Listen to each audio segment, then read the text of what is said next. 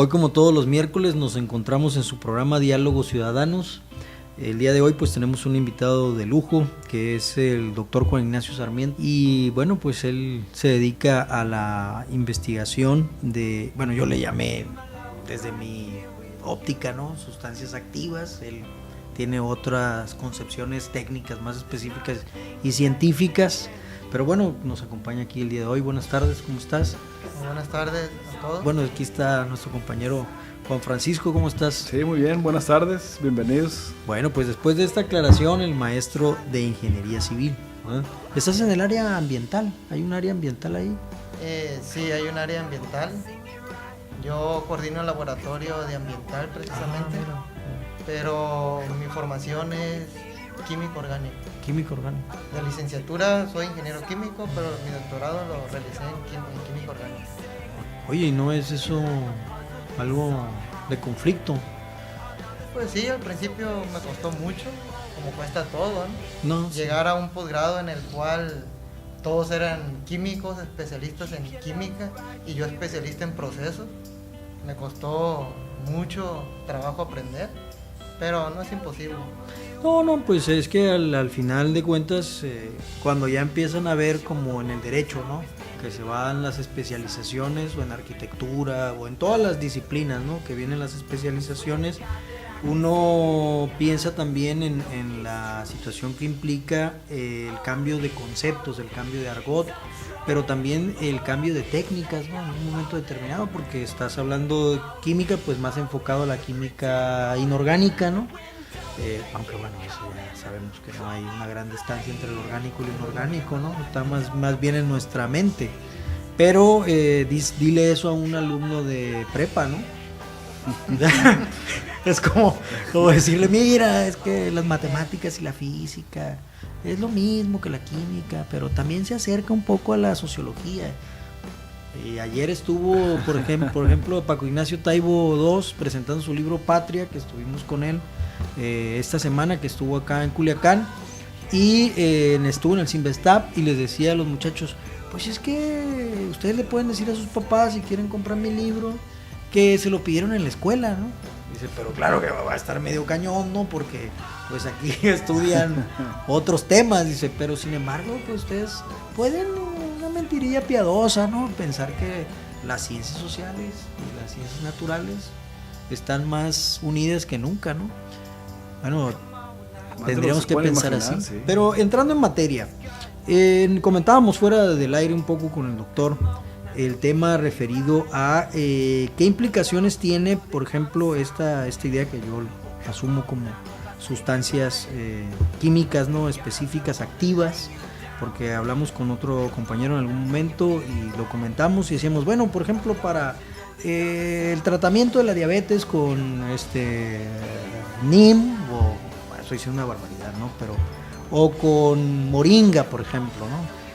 Si no es necesario, entonces, con estas técnicas que tú planteas, sembrar 40 hectáreas de moringa, por ejemplo, para establecer una sustancia activa que inhiba el azúcar, por ejemplo, en el caso de los diabéticos. Me imagino que en esa lógica están las técnicas que tú estás investigando en estos momentos. ¿O qué investigas? Bueno, lo que nosotros principalmente hacemos es el diseño de rutas y el diseño de fármacos, o bueno, compuestos orgánicos que pueden llegar a ser un fármaco en algún momento.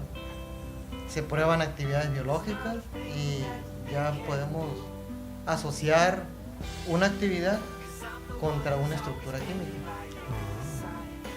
En concreto, porque a nosotros nos interesa en primer lugar ubicar a qué se dedica el doctor, ¿no? Y el otro tema que comentábamos fuera del aire y que nos parece muy importante para que lo tomen en cuenta los radioescuchas, ¿no? de esta red virtual, ¿no? Llamada Internet. El tema básico referente a cuál es el manejo en un momento determinado que estas sustancias activas, estas sustancias químicas se presenta en términos de cómo las desechamos. Es como hablar, ¿qué hacemos con las baterías, por ejemplo, ¿no? Después de que mucha gente dice, bueno, pues el celular se me echó a perder y lo dejo en el cajón de la casa y ahí estuvo, ¿no? Pero estas sustancias activas siguen estando presentes y siguen generando problemas al medio ambiente. En el caso de Sinaloa, y esa es mi pregunta, ¿no? Una pregunta que hay que comentar, porque en los años 70, con la operación Cóndor aquí, se fumigaba en los plantíos en la sierra, y el DDT y muchas otras sustancias todavía siguen presentes en el valle de Culiacán, o en el Valle del Fuerte, o en muchos valles, porque bajaban las sustancias a través de los mantos freáticos.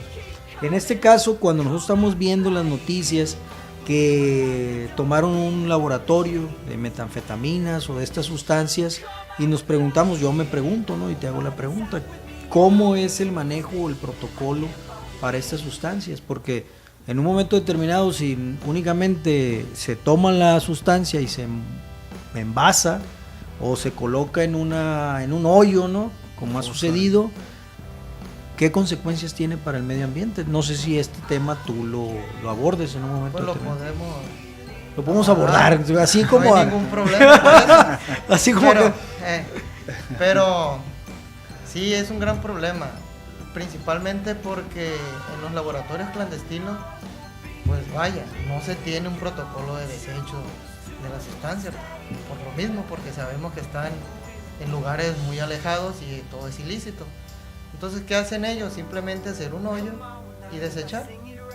Pero todos esos químicos que van en solución o que son en fase acuosa, que son líquidos, pues simplemente pues terminan permeándose o pasando a través del mismo suelo. Entonces se van hacia abajo y terminan en los mantos acuíferos. Es un problema de contaminación. Entonces, ¿qué debería de hacer más bien el gobierno estatal en el momento en que detectan o toman un laboratorio clandestino? Pues a mi punto de ver deberían de primero tener el personal capacitado para manejo de sustancias. ¿Por qué razón? Porque no saben ellos, primero cuando llegan, no sabes qué método están usando de síntesis, no sabes qué sustancias son las que están presentes ahí en ese lugar. Entonces cada sustancia tiene un nivel de peligrosidad diferente. Hay algunos que son altamente volátiles y explosivos, hay otros que son muy corrosivos, depende. Entonces depende del método que se vea. Cuando entren los peritos, es el tratamiento que se le debe dar al almacenamiento de cada sustancia.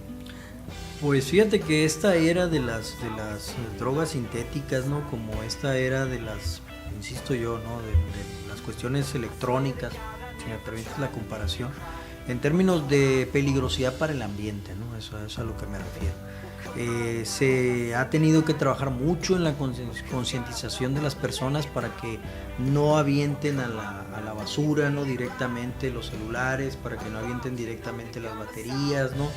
Te digo el caso del antecedente histórico que ya existe de la contaminación en su momento por el cultivo de amapola, ¿no? De marihuana, que eran pues en un momento hay que son, ¿no? Plantíos hasta cierto punto, digamos, naturales, ¿no? Y ahora con este periodo de las drogas sintéticas se está presentando una situación, sobre todo por el descontrol, ¿no? Se está presentando una situación de alarma, de contaminación, pero no vemos ningún reporte sobre esto, ¿eh? Por lo menos yo no tengo conocimiento de que exista un reporte. Se supo del reporte de esta situación de la Operación Cóndor y todo el periodo de ataque a los cultivos de amapola, marihuana, a través de pesticidas y fungicidas, porque en los años 80 comenzaron a cuestionar el que se fumigara. Sinaloa, México continuó fumigando hasta entrados los años 90, ¿no? Pero ahora con este descontrol que ya ha reconocido las policías, que ya ha reconocido el ejército, el descontrol que existe de los narcolaboratorios, pues sí llama la atención, ¿no? La situación de que alguien, le voy a poner así, pone un chiringuito, ¿no? Un tinglado ahí, pues como tú dices, lo pone fuera de la ley y las consecuencias pues la está viviendo la sociedad. ¿Cuánto tiempo tardan estas sustancias activas en degradarse? En un promedio, ¿no? Yo sé que te tendría que preguntar en específico qué sustancia. Sí, no, pero depende mucho porque hay algunas, depende del ambiente que tienes, es el tiempo que necesita para degradarse.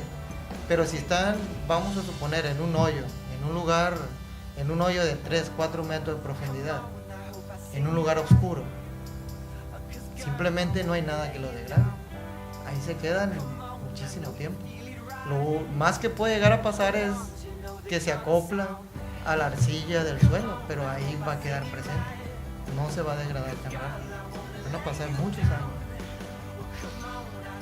Estamos hablando de sustancias que son, además de contaminantes, volátiles, ¿no? Que tienen, no solamente contaminan los mantos acuíferos, contaminan el suelo, también contaminan el aire, ¿no? Entonces, porque hay varios tipos de contaminación, una contaminación física, ¿no? Una contaminación ambiental por cuestiones, incluso una contaminación de ruido, ¿no? Por ejemplo, que hay una discusión ahí que si es de física o en qué términos, pero no vamos a entrar al detalle, ¿no? El tema es, estamos hablando de una contaminación química en este caso, ¿no? Específica. ¿No existen protocolos acaso? Digo, lo menciono desde mi distancia, pues. ¿No existe al caso protocolos desde la Cruz Roja o desde Protección Civil para que las autoridades, en este caso, bueno, entiendo yo que la policía, el ejército, ahora le llaman mando único, ¿no? O lo que sea, deben de llevar expertos químicos que actúen al inicio de la detención y la detección de este tipo de sustancias? No existe ese protocolo entonces. Pues hasta donde yo sé no me ha tocado nunca encontrar un protocolo. Los únicos protocolos que me ha tocado leer son protocolos americanos de Estados Unidos, pero en México no me ha tocado leer nunca un protocolo. No sé si exista, pero conociendo algo desordenados. Conociendo que somos efectivamente desordenados, Francisco, dudo mucho, porque hasta el momento no me ha tocado conocer en el estado, ni ver, ni siquiera escuchar un laboratorio que se dedique a la identificación y a la detección de sustancias químicas, ni de gobierno del estado, ni particular. Menos a la destrucción. Bueno, es que esto es delicado porque pudiéramos decir, bueno, es que en este caso se trata de que por seguridad, ¿no? Por cuidar la asepsia de la investigación, no podemos dar los datos. Sin embargo, parece ser que lo que hay aquí es un descontrol. Y es un descontrol porque sí debe ser, o sea, al final de cuentas quien está produciendo estas sustancias debe estar consciente, que tiene consecuencias para ella, en primer lugar, ¿no? De la persona que, como luego dicen, me dijo el primo de un amigo, ¿no? Llamado, que le dicen al pobre cocinero, ¿verdad? Dicen, que así le dicen, ¿no? Pero debe estar consciente que todas estas sustancias, para hacer la síntesis de las sustancias activas, no sé si estoy enredando todo el tema, ¿no? Voy a terminar con Mariano Rajoy en el Congreso allá en España diciendo lo malo de ustedes es lo bueno mío. Toda la banda se empezó a reír. Voy a empezar a hablar como, bueno, tenemos nuestro propio ejemplo, ¿verdad? Pero el punto es, en primer lugar, la persona que está ahí, ¿no? La gente que está haciendo estas sustancias, que debe de conocer las consecuencias. Me recuerda mucho a los jornaleros agrícolas, cuando todavía las avionetas fumigaban encima de ellos, ¿no? Y las consecuencias que ello implicaba, que sigue implicando, ¿no? O la contaminación directa de los canales de riego, ¿no? Hasta que, bueno, los agricultores se pusieron de acuerdo para el desecho, simple y sencillamente el desecho de los plásticos, por ejemplo. Si esta gente vota, como comentamos, de manera, y están anotado ya ahí, ¿no? En el caso de la prensa, que indica pues que los avientan ahí en el suelo, ¿no? Que queda todo aventado ahí y que cuando llega el ejército, llega estos grupos operativos, pues de todo hablan, menos de qué hicieron con estas sustancias y qué lista de sustancias hay y cómo se están moviendo. Yo me imagino que porque no quieren que otros agarren la lista, ¿no? Y se pongan a ensayo y error, aunque no tengan ni idea de qué se está tratando, ¿no? A pensar que pueden lograr una síntesis, ¿no? Claro que yo creo que se requiere un grado de conocimiento para eso, ¿no? No voy a decir que el mexicano, sí es cierto, es desastroso, pero parece que también le hace al ingenio, ¿no? Al ingenio para lo malo, diría alguno, para lo chueco, ¿va? Pero lo encuentra el camino. Pero le encuentra el camino, o sea, esa es la parte que me preocupa, te insisto, ¿no? A Paco habla cuando quieras, ¿no? Porque luego ya te veo que tengo unas ganas de expresarte. Sí, lo que del tema, por ejemplo, que estaban hablando de la identificación como primer momento, pues hace unos años fue muy publicitado en los periódicos un problema que hubo con una empresa que mandó traer algún tipo de sustancia en unos contenedores y que los iba a llevar al norte. Pero una vez que llegaron, creo que llegaron al puerto de Mazatlán, llegó la PGR y dicen que era sustancias para fabricar o sintetizar algún tipo de precursores. Sí. ¿Qué? Perdón. Sí, adelante. Entonces, pues lo metieron al tambo, al chavalo, y el chavalo les comprobó qué sustancia era, para qué empresa era, vino su jefe, y pues no pasó nada. No lo habían identificado la sustancia, pues. Entonces, no sé cómo dieron con un profesor de la facultad, fue a identificar, y pues él les dijo, no es lo que ustedes dicen que es. Luego se aventó, la Facultad de Ciencias Químicas. Entonces, ya otro tema, ¿no? Pero él ya se había envuelto en situaciones legales, que él dice, yo no quiero trabajar de esto, yo no quiero que me estén trayendo a mí para identificar nada. Porque después hasta el ejército fue y lo buscó al compañero, pues ahí el químico. Pero pues fue muy, muy conocido durante un tiempo, fue hace como unos 5 o 6 años, yo creo, Juan. ¿Cómo se llama? El Sarmiento, pues su tocayo de apellido. Que está en TV Azteca, lo siguió muy a detalle, pues, y estaba exponiendo, pues, de que qué pasa, pues, con la identificación de las sustancias. Mira, que me recuerda aquel aparato que trajeron electrónico, ¿no?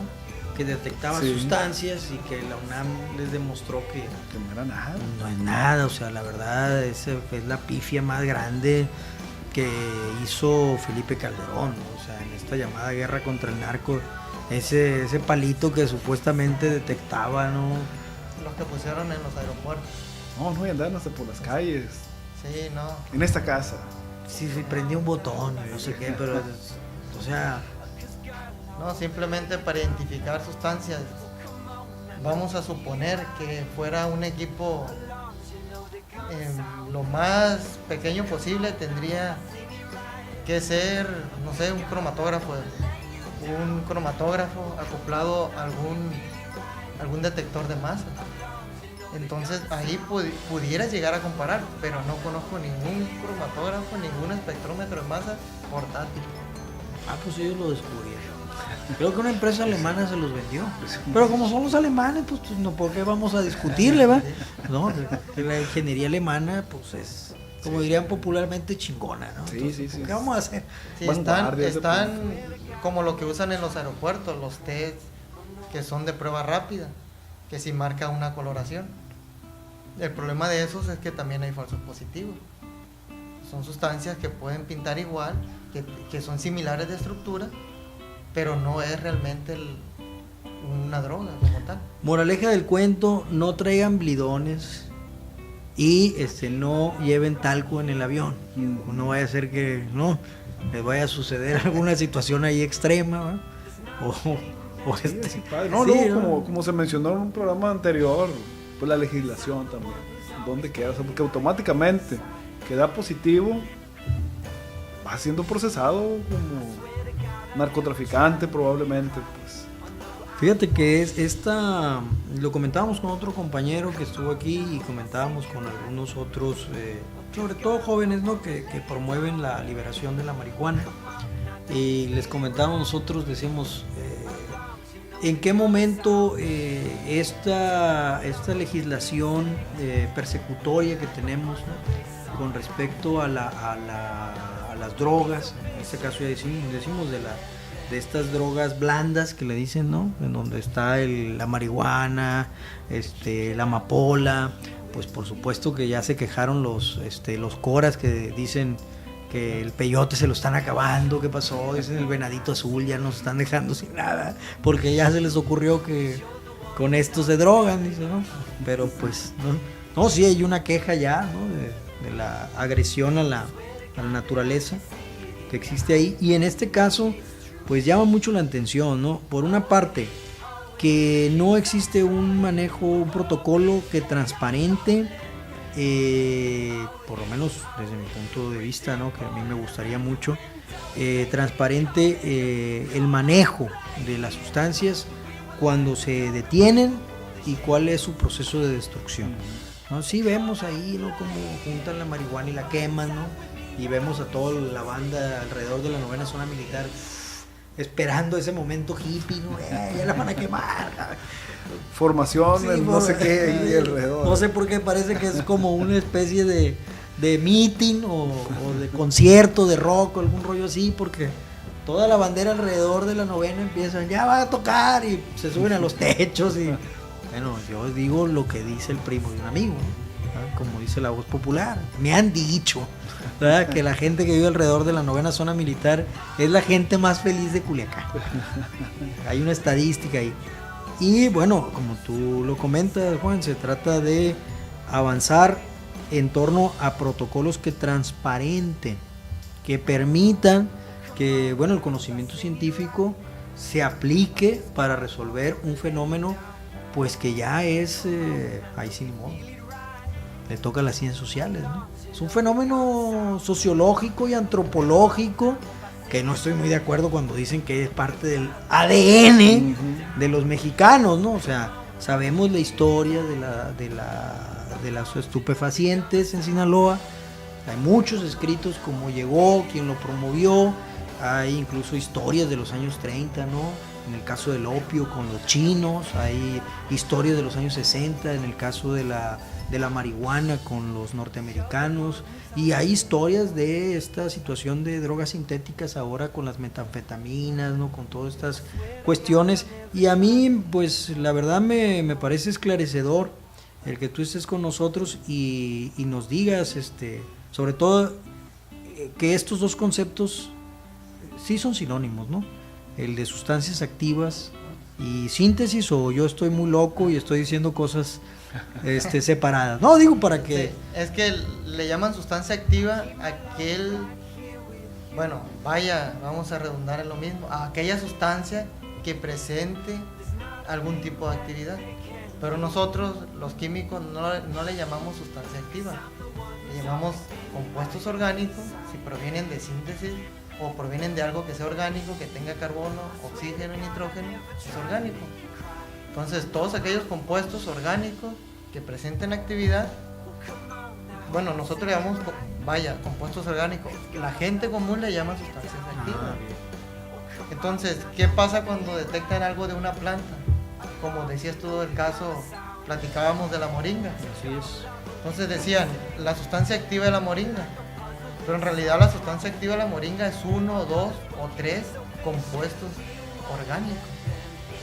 No necesitaríamos, si conociéramos ese compuesto orgánico que presenta la actividad que se usa normalmente en la calle para diabetes, la moringa, no necesitaríamos andar sembrando mucha moringa. Simplemente diseñamos una ruta para sintetizar esos compuestos que necesitamos que presentan ese tipo de actividad. No necesariamente un fermentador, no necesariamente ¿cómo le podemos llamar? Una liofilización. No, simplemente vamos a volver a lo mismo. Compraríamos precursores químicos que permitieran arrastrar, permitieran modificar esa estructura de ese compuesto que compramos para generar uno nuevo. De manera sintética. sintética.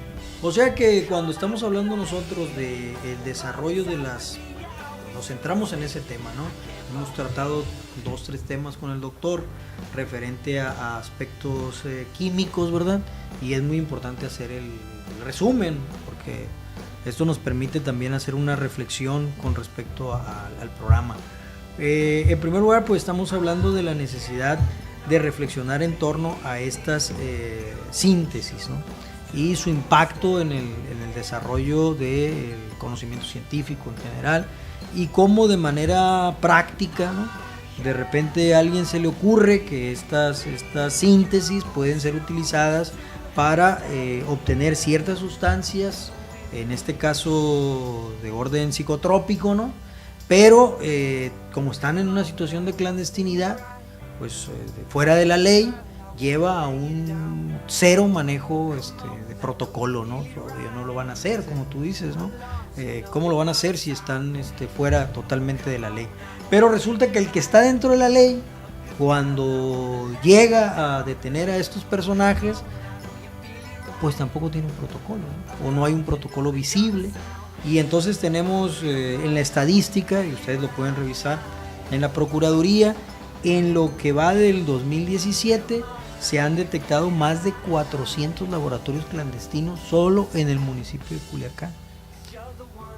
Entonces, si estamos hablando de todo este manejo en lo que va del 2017, imaginen ustedes a lo largo de 10 años que ha generado este conflicto entre esas drogas tradicionales y las drogas sintéticas, porque el origen de este pleito, ¿no?, de grupos, pues ha sido, la estrella ha sido la metanfetamina, ¿no?, que comenzó a popularmente como el ice, ¿no?, que comenzó a popularizarse con ese nombre porque no podía ser detectado en los aeropuertos, porque no tenía aroma, porque los perros no lo olfateaban, y entonces se fue haciendo una forma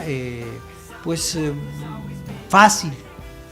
Sin embargo, veamos en lo largo de los últimos 10 años que poco lo mencionan los ambientalistas, ¿eh? Te digo, en el caso del DDT, en el caso de los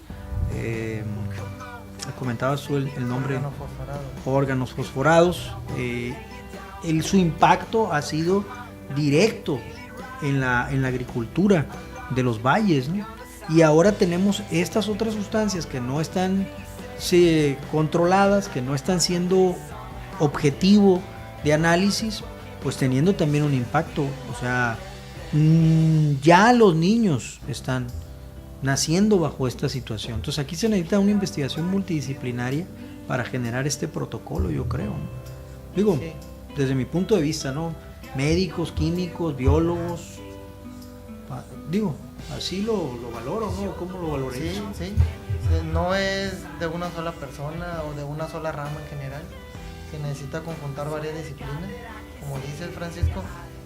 ¿Por qué razón? Porque vamos a suponer en los laboratorios que salió en el periódico el día de ayer que decomisaron, se ve en las imágenes la persona, los de la Marina afuera de los lugares de decomiso, pero cuando ellos decomisaron es muy probable que hayan ingresado al lugar, ingresaron sin ningún tipo de protección.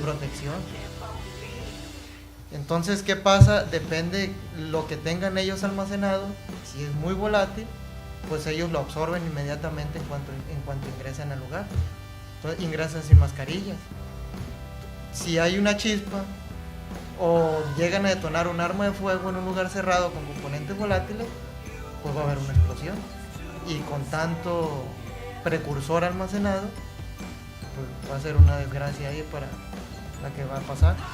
Y además de eso, pues todos esos componentes, sí, que se queman, pues simplemente van a pasar a la atmósfera.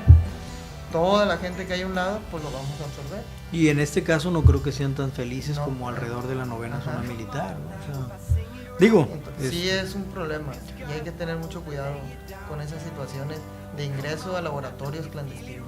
Pues aparentemente por la falta de la existencia o la ubicación de estas sustancias en un catálogo de sustancias, otra vez repitiendo, pues nocivas, y también desconociendo entonces cuál sería su impacto hacia el medio ambiente, tampoco conocemos entonces el impacto que va a tener a la salud de forma inmediata o a largo plazo. Pues. A mí me parece que nosotros como mexicanos, y los invito a que demos nuestras conclusiones, ¿no? Porque sí me deja a mí en lo particular sorprendido, ¿no? Uno, porque hace un momento cuando lo platicábamos, pues lo comentábamos en términos muy coloquiales. Ya cuando estoy conversando contigo y bueno, me pongo a reflexionar, ¿no? Cómo no aprendemos de la historia, ¿no? Y cómo a pesar de que ya llevamos en este problema, pues hombre, más de 70 años, ¿no?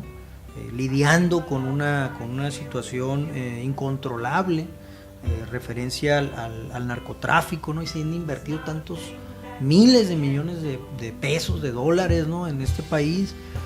Sorprende, ¿no? Que situaciones tan sencillas como esta, que es el paso A, ¿no? A ver, los agarramos y ¿qué vamos a hacer? O sea, me sorprende pues el grado de descontrol por la distancia que existe. Se lo decía hace un tiempo a una compañera, una investigadora amiga, decía, es que cada vez queda más claro que la ciencia y la política no están juntas. Y esa situación de que la ciencia y la política no estén juntas en México, ¿no? En particular, que el pensamiento científico no esté aplicado a la toma de decisiones concretas, pues es para asustar, o sea, porque en un momento determinado solo te matas. Como dice Francisco, está muy peleada porque, y lo vemos en la actualidad, los recortes a CONACYT son brutales, son enormes. Cada vez menos personas, menos chavos solicitando becas porque no hay dinero, no hay presupuesto en CONACYT, menos presupuesto para proyectos de investigación. CONACYT recortó muchísimo los proyectos este año y el año pasado por esas cuestiones, por recursos. Entonces, ¿cómo es posible que le recortes tanto al Consejo Nacional de Ciencia y Tecnología, pero no se recorten ellos como partidos políticos? Sí, pues estás poniendo el dedo en la llaga, o sea, es clara la contradicción, pues, o sea, una es que no puede estar separada la ciencia de la política, ¿no? Y aquí hay un caso concreto, ¿no? Que nos afecta a todos, y en particular a los sinaloenses por la cuestión de que esta llamada guerra del narco al final viene a repercutir en la salud, a repercutir en el tejido social, pero parece ser que el único diálogo pues es el diálogo de las balas y del hablar y hablar y hablar. Definitivamente pues la sociedad se cansa de eso, ¿no? Se cansa. Vamos a poner otro ejemplo, Francisco, si creen que no nos afecta. Por ejemplo, en el que estábamos hablando hace un momento, las metanfetaminas. En el proceso de síntesis de metanfetaminas necesitas una amalgama que se hace a través de aluminio y mercurio. Pero el mercurio sabemos, y está muy bien reportado, que muy poca cantidad de mercurio contamina gran cantidad de metros cúbicos de agua. Sí, por la minería se tiene ese... Entonces, ¿dónde van a caer esa cantidad de agua? Tarde que temprano la vamos a recolectar nuevamente en la JAPAC. ¿Qué va a necesitar la JAPAC para eliminar el mercurio? Mayor cantidad de residuos. Un proceso que te costaba $1 antes, ahora te va a costar 5 para remover mercurio a nivel estrato. ¿Quién lo va a pagar? Lo vamos a pagar nosotros. Al final de cuentas, la JAPAC nos va a incrementar el precio por metro cúbico de agua. Creo que estás dando también el indicador de cómo detectar laboratorios en la ciudad, ¿verdad? Ajá. Digo, yo como geógrafo te digo, bueno, pues, fíjate, aplicando un poco una lógica territorial, pero creo que aquí no hay lógica, ¿no? Creo que el pensamiento científico no se necesita en este país, hermano, ¿no? Porque están sobrando. Entonces, creo que no quieren encontrar la solución. Pero bueno, es un placer tenerte aquí, a ver cómo la ciencia aplicada, ¿no? Da una solución. Fíjate, no encontramos el hilo negro, pero creo que resolvimos. Vamos a tener que hacer algo que a veces nos da risa, ¿no? Pedirle a los compañeros de Verdi o de Verdis, ¿no? los de Sin Palos ni Semillas, los de este grupo que quiere liberar la marihuana, pues que haga un protocolo de manejo, ¿no?, de sustancias, porque pues, si no lo hace el Estado, lo va a tener que hacer la sociedad, que tiene que cuidarse, ¿no? O va a tener que tener un análisis ahí en su casa para saber si el agua que está consumiendo pues está contaminada en un momento determinado, ¿no? O qué tipo de pesticida se le agregó a la planta para crecer o para matar el bichito, la plaga que tiene la planta. Sí. Que no sea DDT. Definitivamente, pues se va a ir mal esto, pero viva la agricultura orgánica en todos los sentidos, ¿verdad? Sí. Y avanzar, ¿qué te parece?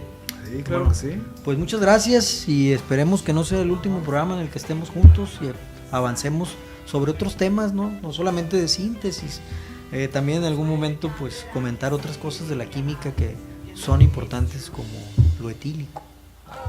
Efectivamente. A ver si en algún momento se habla de la educación, de la enseñanza de la química. También es posible. No, es que mira, eso le quitaría el miedo a los muchachos de prepa, ¿no? Sí. Aunque, como tú dices, hay recortes en la ciencia, de todas maneras el pensamiento científico te ayuda a que no te vueles una pata, ¿no? Claro. ¿No? Porque, oye, A entender los fenómenos que tenemos en la naturaleza. claro, o sea, las cosas no suceden porque sí, pues. Así es. Sí, definitivamente estamos generando problemas para este país. Nos vemos el próximo miércoles aquí en su programa Diálogos Ciudadanos. Sí, muy bien, gracias. Hasta luego. Gracias, Francisco, por la Gracias, Iván, invitación. en los controles.